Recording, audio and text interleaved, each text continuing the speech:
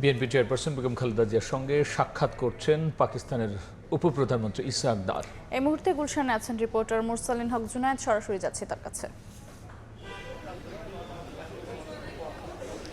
বাংলাদেশে সফররত পাকিস্তানের উপপ্রধানমন্ত্রী এবং পররাষ্ট্রমন্ত্রী ইসহাক দার সন্ধ্যা 6টা 58 বিএনপি চেয়ারপারসন বেগম খালেদা জিয়ার গুলশানের যে বাসভবন ফিরোজায় তিনি প্রবেশ করেন এবং এই যে অনুষ্ঠান বা এই কার্যক্রমটি, এই কর্মসূচিটি 7:30টায় থাকলেও এটি আধা ঘন্টা এগিয়ে এনে এই বৈঠক বা সৌজন্য সাক্ষাৎ অনুষ্ঠিত হয় এবং তাদের ভেতরে আলোচনা হচ্ছে। এখন পর্যন্ত যতটুকু জানা গেছে যে বিএনপি মহাসচিব মির্জা ফখরুল ইসলাম আলমগীর এবং দলের স্থায়ী কমিটির সদস্য ডাক্তার এজেডএম জাহিদ হোসেন এই বৈঠকে রয়েছেন। পাশাপাশি পাকিস্তানের যে পররাষ্ট্রমন্ত্রী ইসহাক দার, তার সাথে যে তার অফিসিয়ালরা রয়েছেন তারা অবশ্যই বৈঠকে রয়েছেন। এর আগে আজ রোববার দিনভর ইসহাক দার ব্যস্ত সূচি পার করেছেন।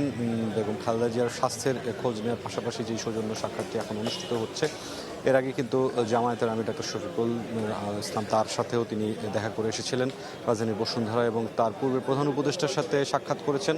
এবং সবচেয়ে গুরুত্বপূর্ণ যে বিষয়টি ছিল, প্রায় 13 বছর পর পাকিস্তানের পররাষ্ট্রমন্ত্রী পর্যায়ের কেউ বাংলাদেশে সফর করেছেন এবং সফরের পর বাংলাদেশের পররাষ্ট্র মন্ত্রণালয়ের যে উপদেষ্টা, পররাষ্ট্র মন্ত্রণালয়ের সাথে তার বৈঠক হয়েছে এবং সেই বৈঠকে বেশ কিছু গুরুত্বপূর্ণ বিষয় সিদ্ধান্ত হয়েছে। 5টি সমঝোতার স্মারক সই হয়েছে এবং একটি কূটনীতিক এবং অন্যান্য গুরুত্বপূর্ণ ব্যক্তিদের ভিসা বিলোপের একটি চুক্তি অবলোপন করা, সেটিও কিন্তু স্বাক্ষর হয়েছে। সে সময় বেশ কিছু বিষয় নিয়েও কিন্তু তিনি কথা বলেছেন, পাকিস্তান বাংলাদেশের অমীমাংসিত অনেকগুলো বিষয় নিয়ে।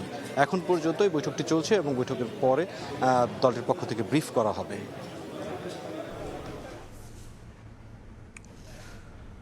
বেগম জিয়ার সঙ্গে পাকিস্তানের উপপ্রধানমন্ত্রীর সাক্ষাতের সবশেষে আমরা সরাসরি ছিলাম সেখানে।